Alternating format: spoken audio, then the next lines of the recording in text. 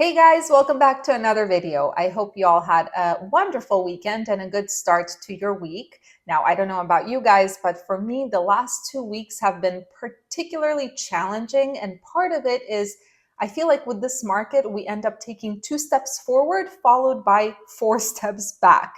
And I am talking about tender rejections here, which I will show you. Anyway, today's video is all about looking at what is driving this insane freight market. And yes, we're going to look at carrier populations to see how many carriers entered the market in the month of April, how many left, and what is going on. Now, if you're new to my channel, welcome. I teach about the trucking industry with a heavy focus on the spot market as well as freight market analysis. So if this is a topic that interests you, feel free to subscribe down below. So anyway, macroeconomic indicators driving the freight market or the trucking industry. Let's go ahead and look at some data and try to make sense of the nonsensical. Ready? Let's go. So first, let's take a look at what is happening right now. Now, usually I do not show these charts in the macroeconomic videos, but I feel like this is important.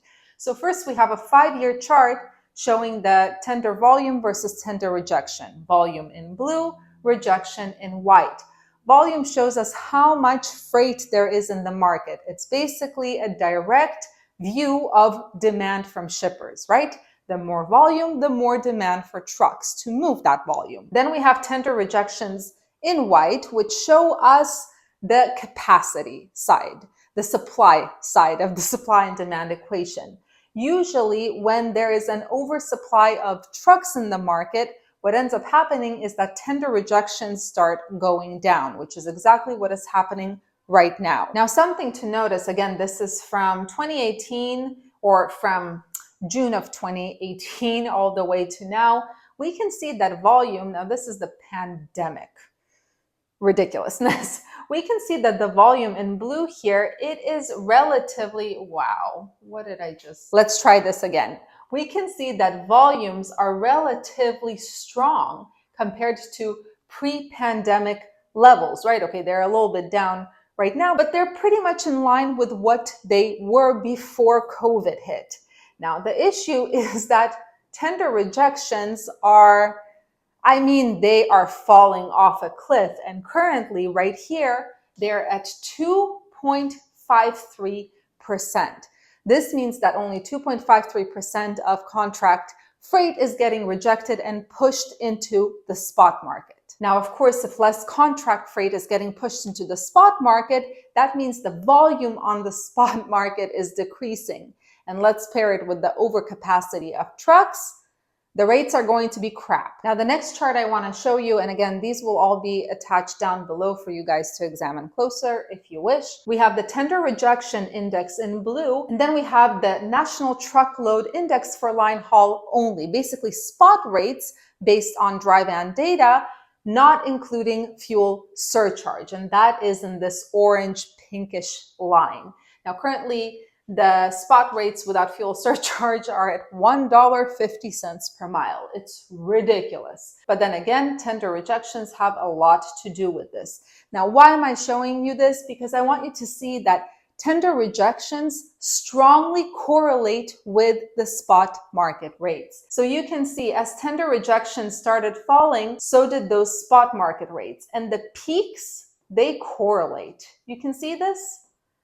Even this part, it correlates. So the first thing I look at when I try to understand the health of the spot market is those tender rejection rates. And I encourage you to do the same. Then there's this chart, which I have never shown before. So the blue line is again the outbound tender rejection line, which we discussed. Now, the yellow line is the contract load accepted volume.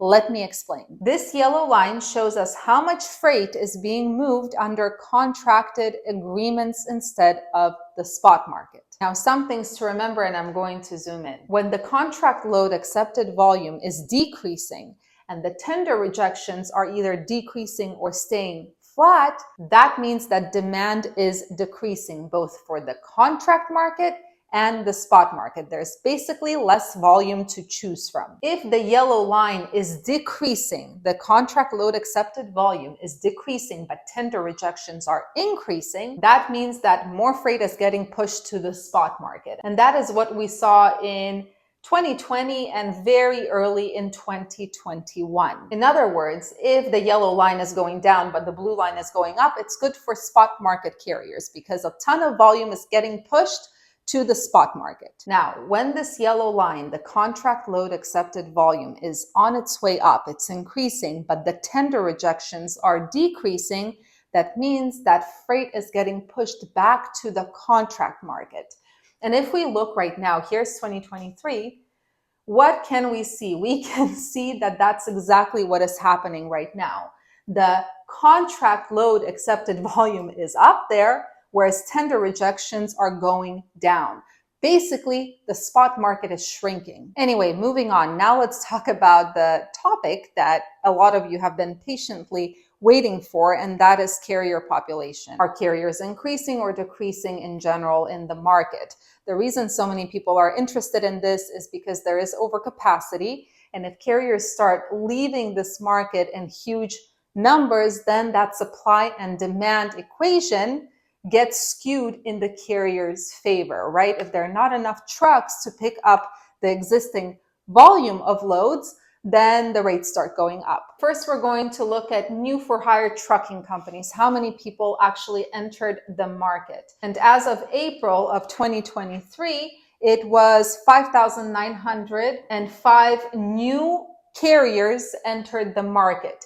Now, this is, if you can see, a significant drop from what happened in March, where 7,478 new carriers entered the market. So yes, while carriers are entering the market, the amount of new carriers is actually decreasing, which is good. Now, partially this is due to California's AB5 law, the ridiculous law that basically kills the owner-operator model. Since this AB5 law went into effect, owner-operators who usually lease on to companies and use their MC to get loads, they had two choices.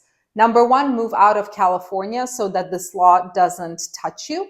Or number two is get your own authority. And a lot of owner-operators decided to get their own authority. And right now, currently, right here, April, about 13% of new carriers are from California, probably because more and more owner-operators are actually choosing to get their own authority to escape this ridiculous AB5 law. Why is this important to understand? Well, because if this is what is actually happening, the number of dispatchable trucks is actually not increasing. It's just that owner-operators are going from leasing on to becoming their own authority. That's it. Now, if we look at net revocations of trucking authority, which is revocations minus reinstatements, we can see that for the fourth month in a row, right here, those revocations decreased. They are currently, as of April, they were at 7,199 revocations, which is about 140 less than in March. Basically, existing carriers are holding on and hoping for better times.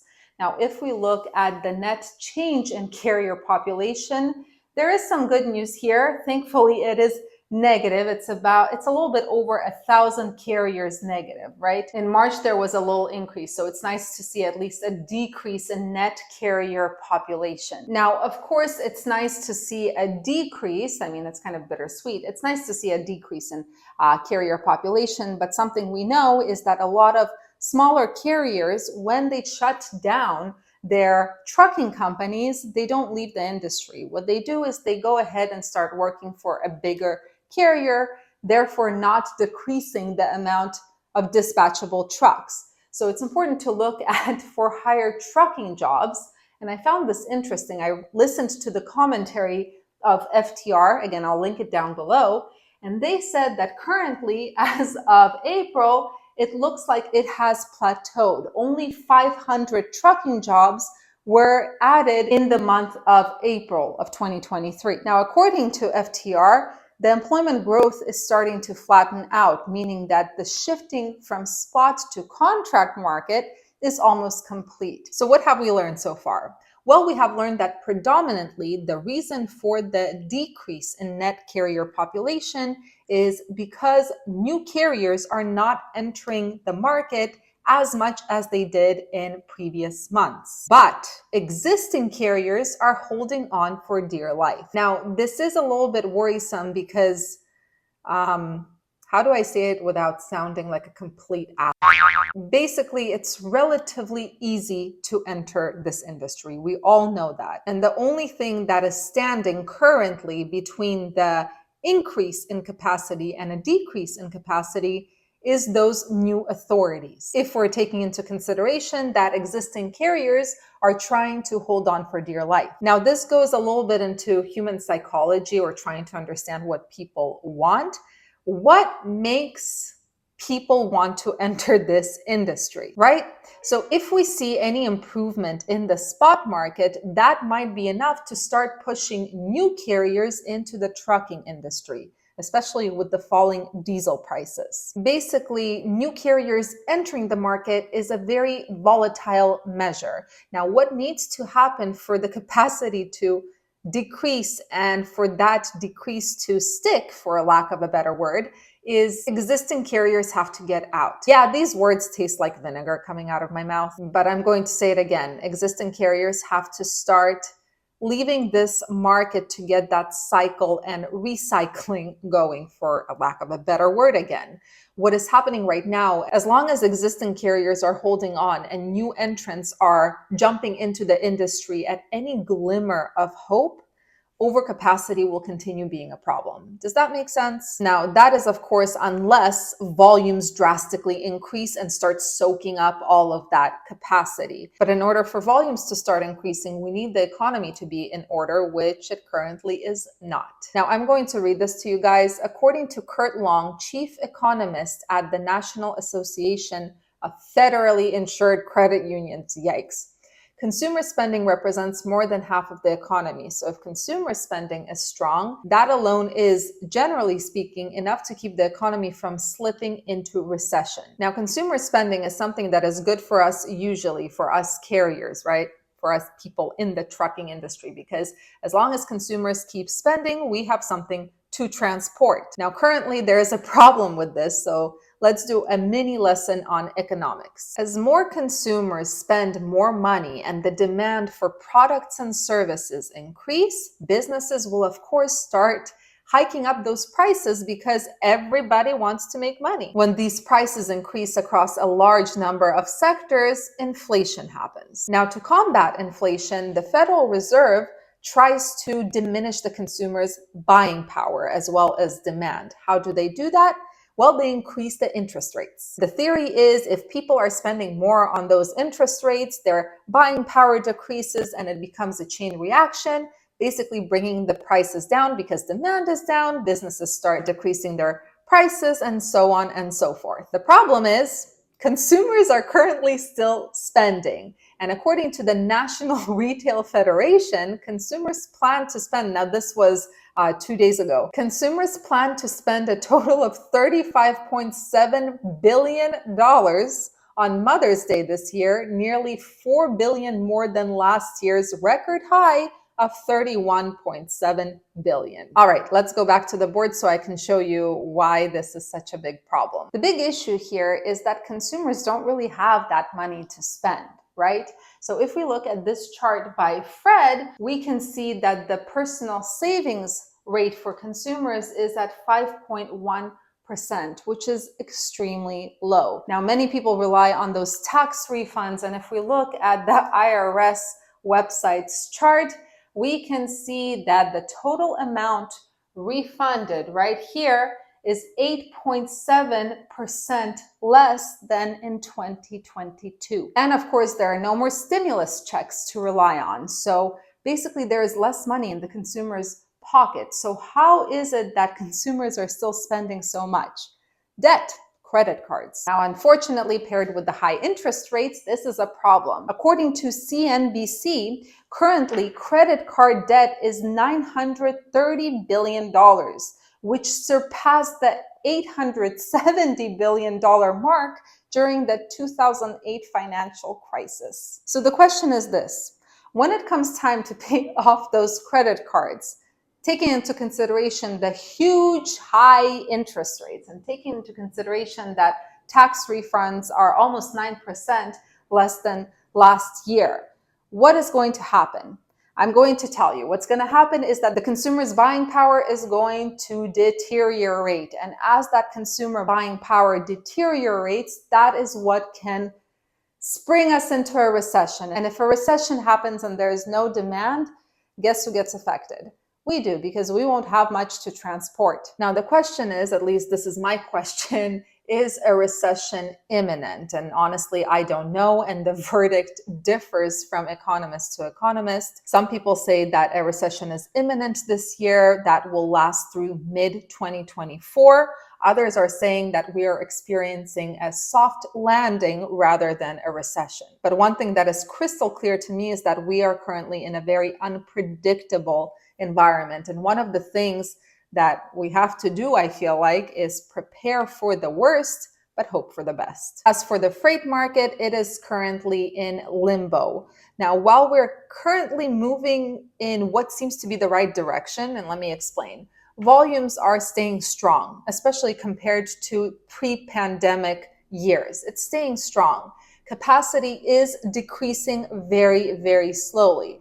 The problem is this can all change at a drop of a hat, depending on what the economy is doing. Obviously, we're in a bad situation right now, and we're kind of standing on rocky ground, waiting to see which way the scale will tip. Anyway, guys, thank you so much for watching this depressing video. And I'm still hopeful that sooner rather than later, I'm going to be bringing you positive, amazing news about the freight market and how rates are skyrocketing across the board, except for diesel prices. This is my hope. But for now, we'll have to continue being patient with our eyes open, ready for anything to happen. Wishing you all an amazing rest of your week, and I'll see you guys in the next video.